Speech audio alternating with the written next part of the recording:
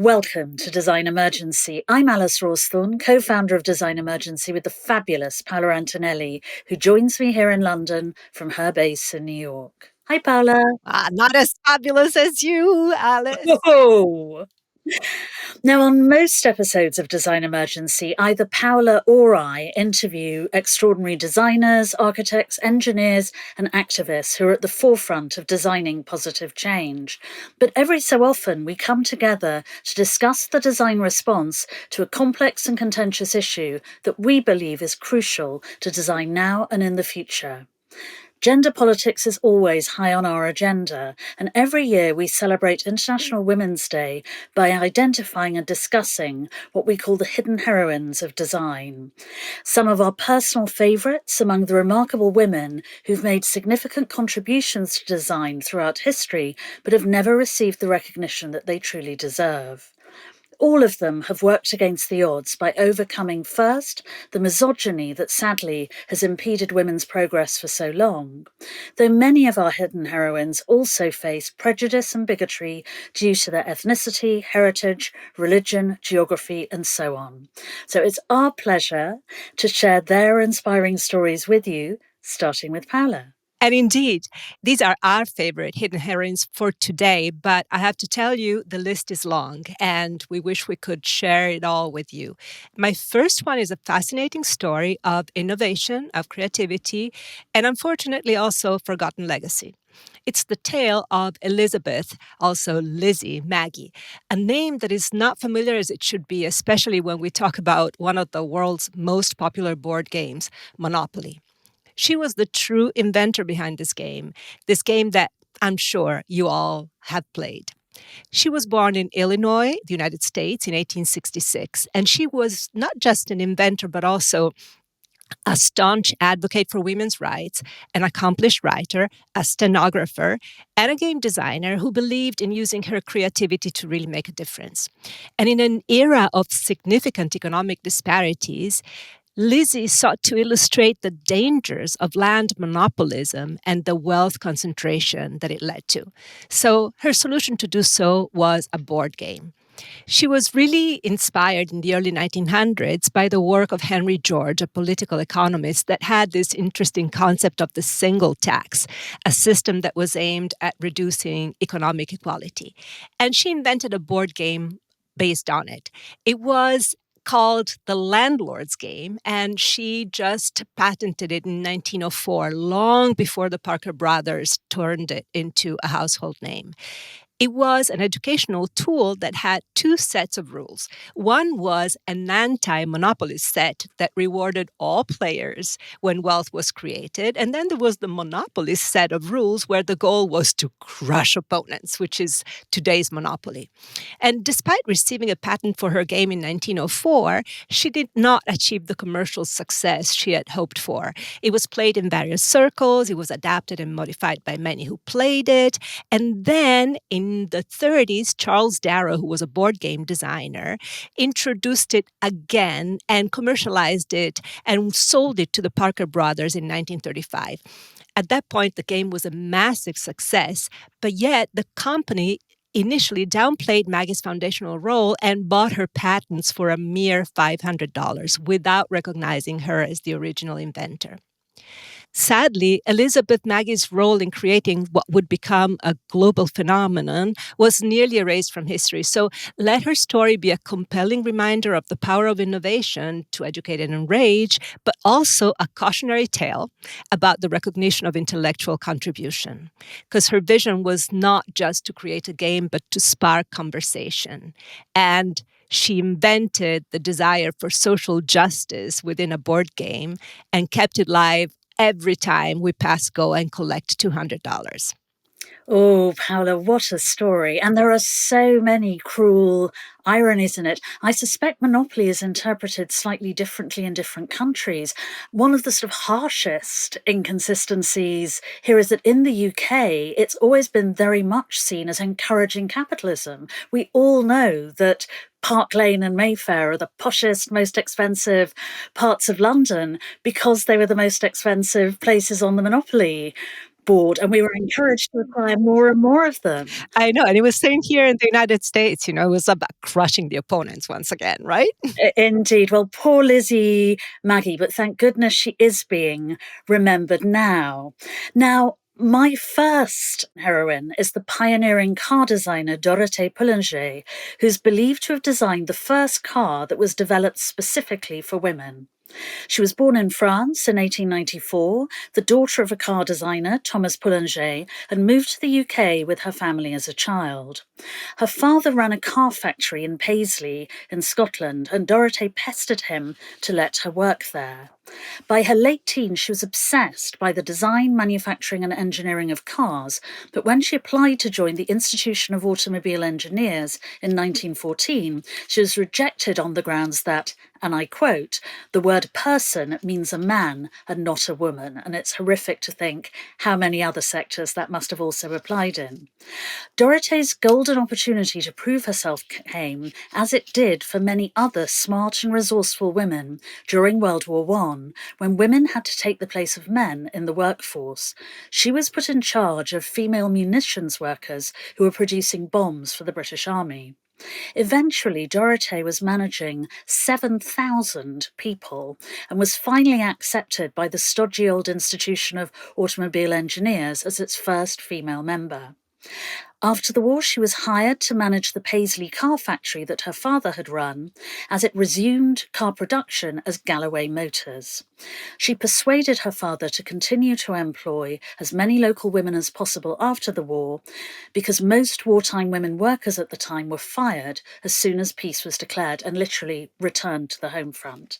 Radically for the time, Dorothée focused on designing a car specifically for women, something that rival car makers considered pointless on the grounds that women would never earn enough to create a viable market. Yet the concept suited Galloway, who under her father's management and Dorothée's influence already ran special training sessions for women, and whose corporate identity even shared the purple, white and green colour coding pioneered by the UK's suffragettes, the campaigners for voting rights for women. Dorothée's concept for the car was absolutely rooted in practicality. She was a very keen driver herself, in the knowledge that almost all cars of that time were designed to suit an archetypal male body, making them too big for women, whose long skirts often snagged on the gear and brake levers positioned beside the doors. But the Galloway was different, having been designed by Dorothée from the perspective of a woman driver, with gears placed in the middle of the vehicle, together with a raised seat, lower dashboard, smaller steering wheel, and a more efficient engine. She showed off her nippy little car in Scotland's annual 6-day trials, winning the event to rousing applause in 1924. Now, over 4,000 Galloways rolled off the production line, still made mostly by women and obviously driven by them. But by the late 1920s, sales were sliding and production ceased. And Dorothée left Scotland and went on to reinvent the design engineering of a very different industry. She was clearly an extraordinarily ingenious woman by designing a very successful mechanised laundry in Croydon, south of London. And during World War II, she was called upon to serve on the industrial panel of the UK government's Ministry of Production, sadly still the only woman to do so. How frustrated she would have felt had she known that despite all her hard work, energy, flair and knowledge, the billions of dollars and euros poured into the R&D of car design, cars still remain predominantly designed by men and for men a century later, as Caroline Criado Perez describes so eloquently in her brilliant book, Invisible Women. I have to say, amazing story. I'm really in awe. It also makes me think of something in particular, besides making me think of all the other heroines or Amelia Earhart. I was also thinking of the allies, right? In this case, her father allowed her to actually shine, even though in the midst of all this injustice. And it happened many, many times that men who had the power decided to actually be allies and let women move through. I wonder what it's going to take for this not to be necessary anymore. Exactly. Though, ironically, initially her father was opposed to his daughter coming to the car factory. And she pestered and also pestered her mother, who then insisted to her husband that Dorothée should be able to join him there. And then, of course, he was hugely supportive of her. I imagine very few car factories of the 1920s sported suffragette colours as their corporate emblem. Sometimes being stubborn really helps. And I'm moving on to the story of a woman that definitely was stubborn for sure, and also adventurous and never tired and never daunted. It's the fascinating story of Madame Song Huai-Kuei, a figure whose story is not just a tale of personal triumph, but also a sweeping saga that interweaves the threads of art, of fashion, and cultural evolution in China. And I got to know her story through my colleague Tanya Huang, who comes from M+, the museum in Hong Kong that actually devoted a whole exhibition to this figure. Indeed, Madame Song, as she's known life, was marked by artistic collaborations, fashion innovations, and a unique ability to bridge the divide between Chinese tradition and a globalized world. And she offered a compelling lens through which to view the dynamic shifts in China's cultural landscape in the 1970s and 1980s. So she was born in 1937, in the middle of the tumult of the Japanese invasion of China. And her early years were shaped by displacement and just trying to survive. And from these challenging beginnings, she emerged in the art and fashion scenes. And her journey started at the Central Academy of Fine Arts, CAFA, in Beijing, still a very vibrant school today, and then moved to an extraordinary life that was led surely by love across continents. So she was first in Bulgaria with her first husband, well, her only husband, I should say, Marian Varbanov, where they experimented with tapestry as a medium for modernist art. So imagine what a cultural shock it was at that time, the rich dialogue between East and West as they brought traditional Balkan crafts into the fold of modern arts, showcasing their work in Europe from behind the Iron Curtain. They were in Bulgaria to the Lausanne International Tapestry Biennial in Switzerland, and then they moved to Paris. And in Paris is where Madame Song really met a pivotal figure for her own life and for fashion, Pierre Cardin. This meeting would steer her back to China. She was so inspired by his work that she decided to go back at a time when the country was on the cusp of dramatic economic and social transformation in the early 1980s.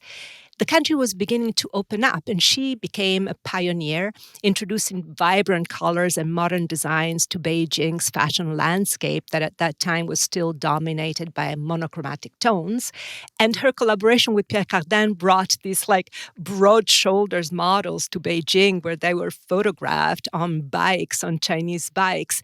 And the cosmopolitan lifestyle was also led there with the opening of Maxime's de Paris in the Chinese capital. It was not only about fashion. It was about making a statement. It was about bridging cultures. It was about opening dialogues.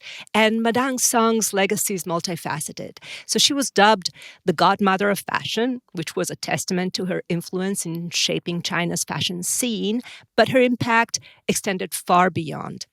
And through her efforts, she facilitated a growing exchange between culture and artistic figures in China and abroad, contributing to a renaissance of traditional Chinese elements in a global context.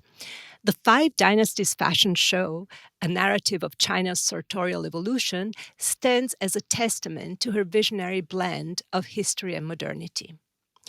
In the wake of monumental political and social shifts, Madame Song's story offers us a window into the transformative power of art, fashion, and design, and reminds a poignant tale of cultural pioneers that shape our understanding of identity and heritage today in an increasingly globalized world. Wow. So an extraordinary woman to celebrate. And what a name. I mean, Madame Song. How could it be more alluring? Now, sadly, design has always been a man's world, yet some fields have proved especially tough for women, and one of them is games design. But a rare woman among late 20th century games design pioneers was Danielle Bunton Berry, who, although nowhere near as well known as she deserves to be, is hailed by true games obsessives as a truly great designer, not least for her work on Mule and the Seven Cities of Gold. Danielle was born in St. Louis, Missouri in 1949 and brought up in Arkansas, and discovered games design in the mid-1970s while studying industrial engineering at the University of Arkansas. The first games Danielle created were old-fashioned text-based video games, starting with a real-time auction game designed for the Apple II in 1978.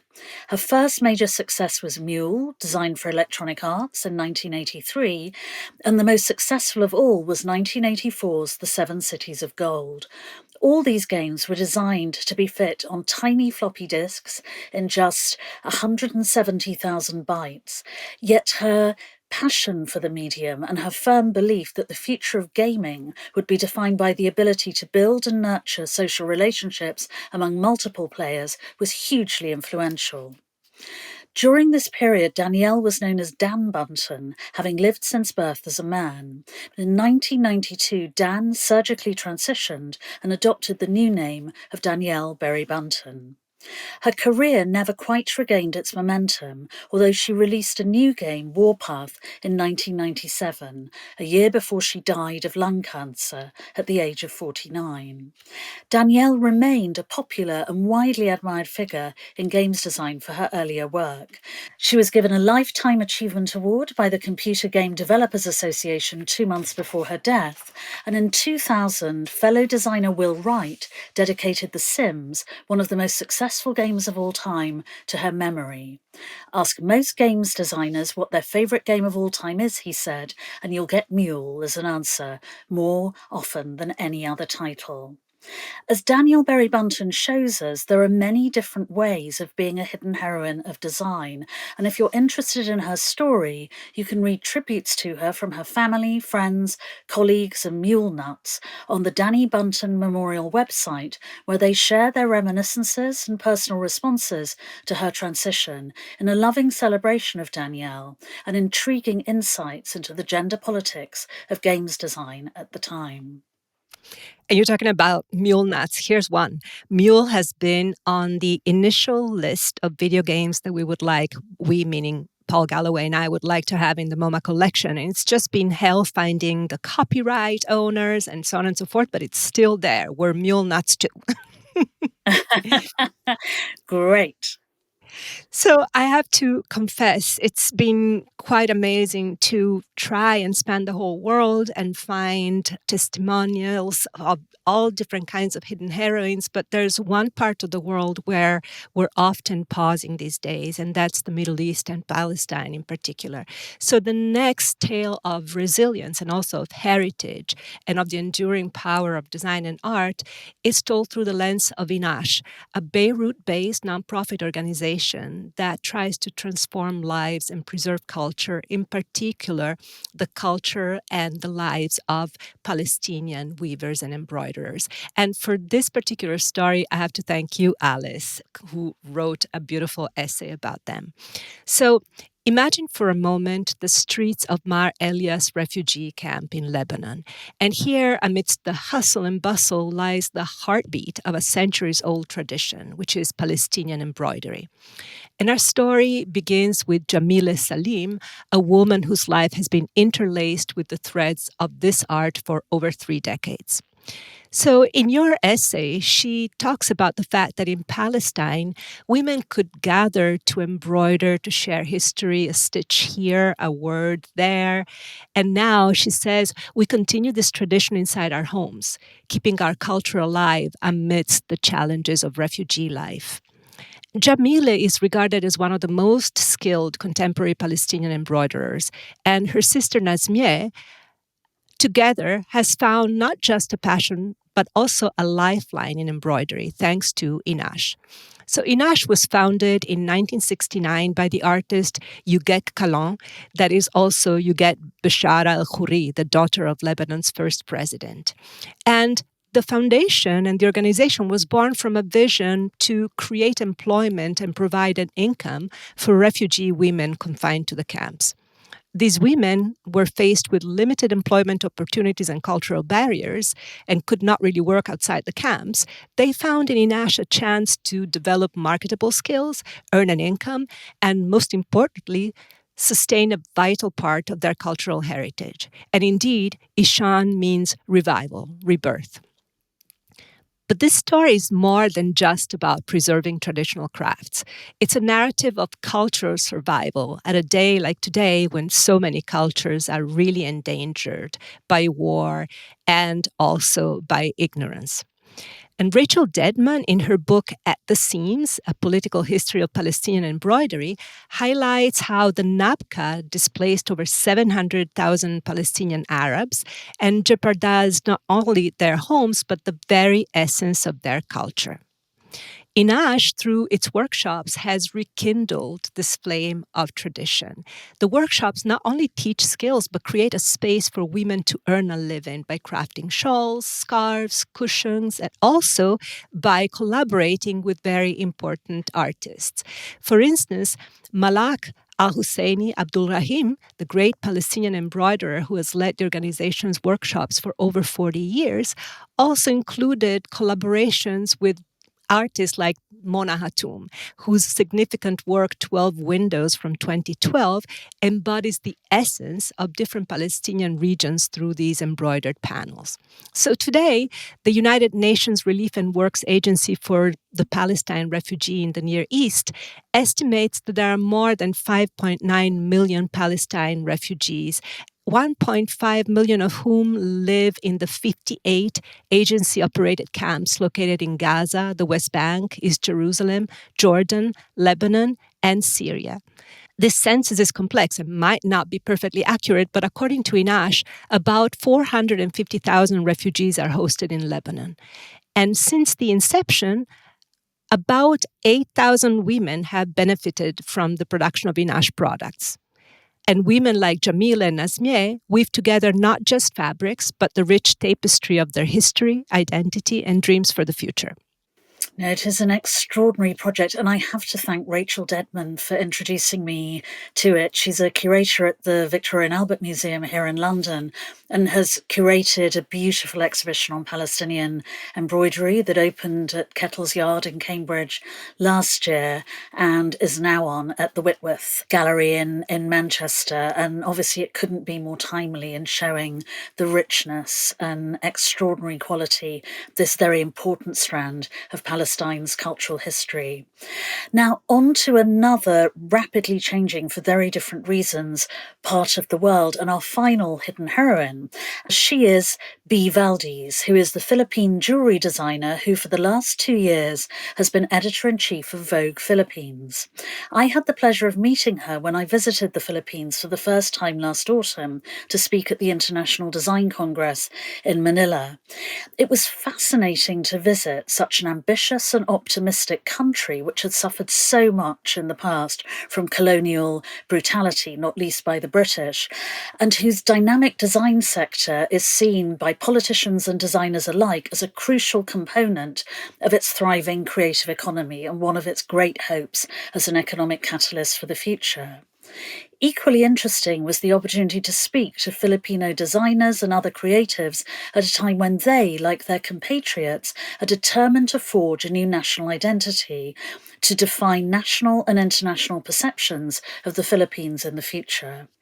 Everyone I spoke to knew that it would be impossible to design such an identity in the conventional way, by identifying similarities in Philippine life, for example, the response that most countries take to their national identities. But that just wouldn't work in the Philippines, which isn't a landmass, but an archipelago of over 700 islands, whose inhabitants speak hundreds of different languages.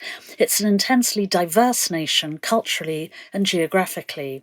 So the consensus is that the new Philippines needs to be designed by this diversity, by the natural beauty of its landscapes and waters, by the species that live there, by its rich vernacular cultures, and the shared qualities such as generosity, warmth, and resourcefulness. And this has been articulated brilliantly by Bea and her team at Vogue Philippines since the magazine's launch in September 2022. Now, as with all international editions of Vogue, a large proportion of Vogue Philippines editorial is produced by its global publisher Condé Nast, and all the international Vogues share it. But it's also free to commission its own content on the remaining pages in each monthly issue, and it's this that is truly extraordinary. Bea and her colleagues have used this as a fascinating opportunity to express their love for their country and their vision of it. Its natural glories were the theme of the launch issue, and its remarkable local traditions of craftsmanship, community support, and self expression have continued in subsequent editions. Now, here in the UK, we've been incredibly lucky to have had Edward Enninful as editor in chief of British Vogue for the last 6 years, in which he pursued a radical agenda of reinventing a bastion of legacy media by championing diversity and inclusivity and embedding them in the heart of the magazine. Bea Valdez has done the same at Vogue Philippines, but in a proudly singular, often idiosyncratic way. One issue, for example, was devoted to the country's creative elders, and another one on its youngers, all of whom are dedicated to their roles of environmental defenders. So to young Filipino women reading an aspirational magazine like Vogue, this is what they're told they should aspire to be. The current issue is dedicated to International Women's Month, and it celebrates Filipino women whose work contributes to raising hope, as it calls it, for other women in the future. And one of these women is featured on the Vogue Philippines website every day throughout the month, all beautifully photographed and richly contextualized in the spirit of the new Philippines. It's amazing, and it's so inspiring, and it's so hopeful. And hope really is such a powerful engine. I also am always inspired by what's happening in Southeast Asia and in East Asia, where design is really considered as a powerful engine to move forward and is considered necessary to the destinies of a society at the baseline level. So thank you for sharing this story. And I need to get my hands over Vogue Philippines now. I want it. Typically, it also has a great Instagram site, so you can just head straight there. Oh, I'm old school. I want the paper. I'm going to try and see if I can get it. I would, because it really feels, especially different when you can see also the advertising. I really want to plunge completely in the culture. And from what you're describing, it's such a moment of change that I feel that every single page and every single comma counts. So I'll find a way. I'll find a way to get it. So thank you, Alice, so much for your stories. And thank you all for joining us. And thanks also to all the people that helped us with tips, with rabbit holes, with suggestions. There are many. They're like really hordes. And it's a complicated and yet fertile moment in which inspiring narratives, not only of women, but of individuals and collectives of all genders and backgrounds, intersect with a future that is increasingly murky and scary. And it's also a time when a lot of optimism is coming to the fore.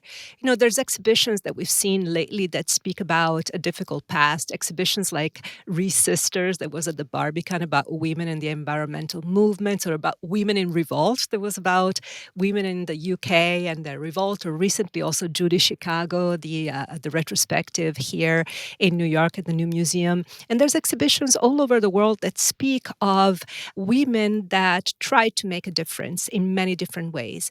And even though we are posting, Alice and I, on Women's Day, we think about all these issues every day without fail. And it is not only revanchism that leads us to talk about hidden heroines of design, but rather it's a true belief in the benefits of a feminine approach to the world.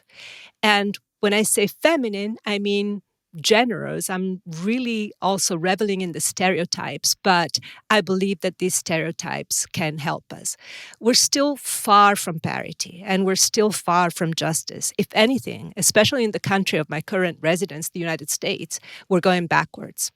The future, however, is not only female, as the slogan coined in 1970 by Labyrinth's book said, but rather it belongs to whom women would want it to belong to everybody, to all humans, to all genders, to all ages, all sizes, all colors, not to mention all other species and planets. It's about opening up and embracing life.